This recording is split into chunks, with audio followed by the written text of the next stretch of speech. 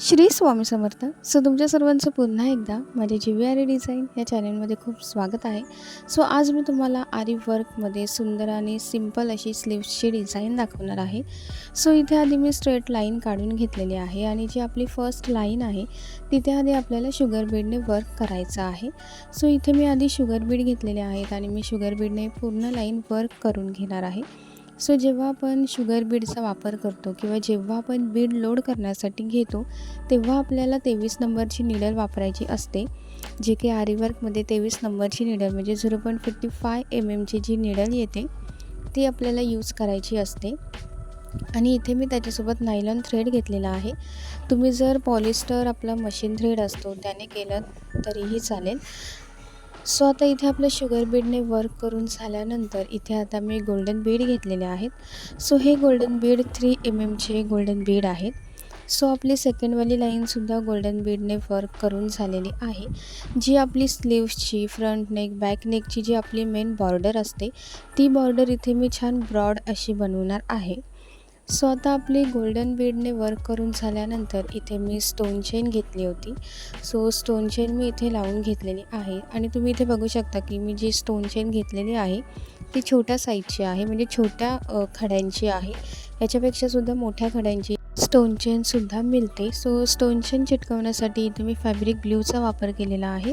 तुम्हाला हवं तर तुम्ही स्टोन चेन न चिटकवता तिला स्टिचसुद्धा करू शकता. इथे स्टोन चेन चिटकवून झाल्यानंतर इथे अगेन मी गोल्डन बीडने वर्क केलेलं आहे. अगेन इथे आपलं गोल्डन बीडने वर्क करून झाल्यानंतर आपली जी लास्ट फिनिशिंग लाईन आहे तिथे मी शुगर बीडने वर्क केलेलं आहे. आपली इथे फिनिशिंग लाईन कंप्लीट झालेली आहे, म्हणजे आपली जी बॉर्डर आहे, जी आपली बॉर्डरची लाईन आहे ती इथे छान करून झालेली आहे. आता आपली नेक्स्ट स्टेप आहे ती करूयात. इथे आता तुम्हाला हे जे पॉईंट दिसत आहेत ते पॉईंट मी अर्धा सेंटीमीटरच्या अंतरावरती घेतलेले आहेत. इथे मी तुम्हाला मेजरमेंट टेपने दाखवलेलं सुद्धा आहे की प्रत्येक पॉईंटमध्ये अर्धा सेंटीमीटरचं अंतर आहे.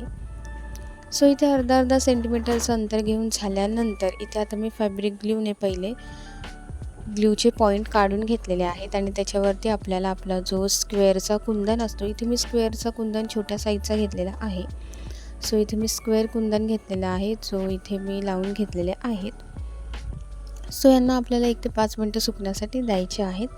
हे छान आता सुकलेले आहेत. याच्यावरती आता आपण वर्क करणार आहोत. वर्क आपल्याला कसं करायचं आहे, इथे मी कट पाईप बीड घेतलेले आहेत, गोल्डन कलरचे कट पाईप बीड, आणि त्याच्यानंतर गोल्डन कलरचे इथे मी सिक्वेन्स घेतलेले आहेत. आपला जो स्क्वेअरचा कुंदन आपण लावून घेतलेला आहे तिथे आपल्याला कट पाईप बीड आणि गोल्डन सिक्वेन्स बीडने वर्क करायचं आहे.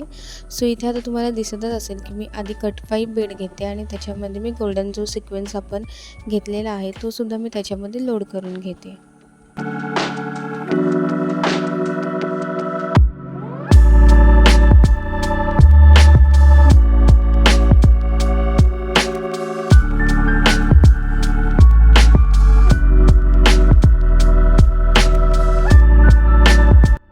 इथे गोल्डन कट पाईप बीड आणि गोल्डन सिक्वेन्सने सुंदर असं आपलं वर्क करून झालेलं आहे.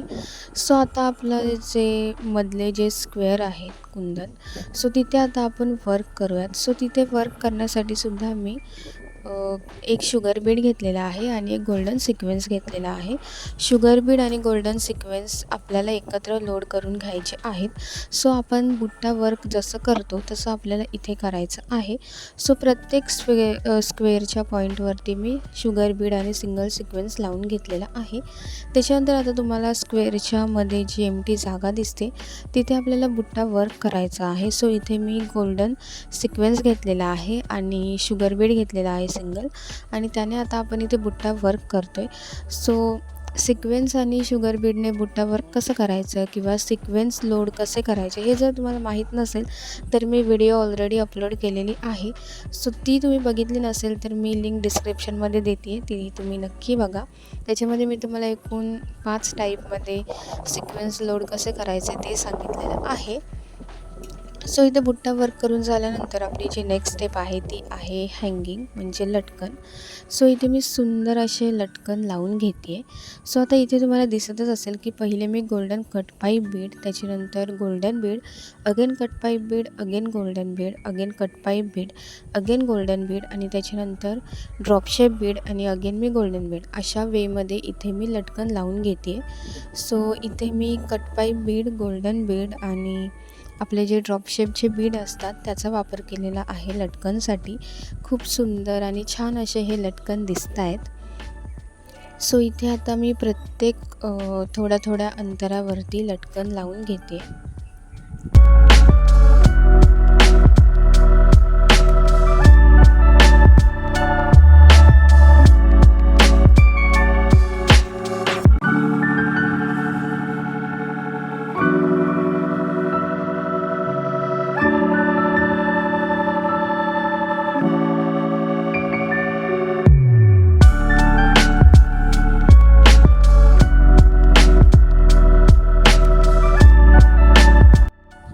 सो इथे आपले पूर्ण लटकन लावून झालेले आहेत आणि तुम्ही बघू शकता की लटकन खूप सुंदर दिसत आहेत.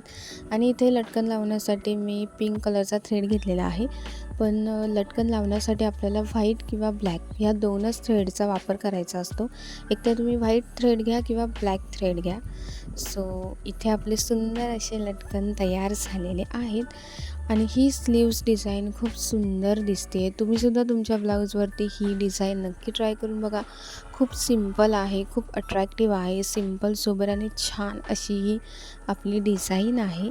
सो इथे सुंदर अशी आपली स्लीव्सची डिझाईन तयार झालेली आहे आणि इथे आपण त्याला लटकन लावल्याने अजूनच खूप सुंदर असा त्याला लूक आलेला आहे. सो तुम्हीसुद्धा अशा पद्धतीने तुमच्या स्लीव्सवरती, ब्लाऊजवरती ही डिझाईन नक्की ट्राय करून बघा. तुम्हाला नक्की आवडेल आणि लटकनने तर खूप सुंदर असा हा ब्लाऊज दिसतोय. सो तुम्हाला ही डिझाईन कशी वाटली, ही व्हिडिओ कशी वाटली हे मला कमेंट करून नक्की सांगा. आणि जर तुम्हाला ही डिझाईन आवडली असेल, ही व्हिडिओ आवडली असेल तर माझ्या चॅनलला लाईक, कमेंट, शेअर आणि सबस्क्राईब करायला विसरू नका. तर भेटूयात मग नेक्स्ट व्हिडिओमध्ये अशाच छान छान सुंदर सुंदर डिझाईनसोबत. सो ही डिझाईन तुम्ही तुमच्या स्लीव्सवरती नक्की ट्राय करून बघा आणि लटकनसुद्धा नक्की लावून बघा. लटकनने खूप सुंदर असा त्याला लूक आलेला आहे आणि खूप सुंदर असा तो स्लीव्स दिसतोय. सो तुम्हीसुद्धा तुमच्या ब्लाऊजला हे लटकन नक्की ट्राय करून बघा.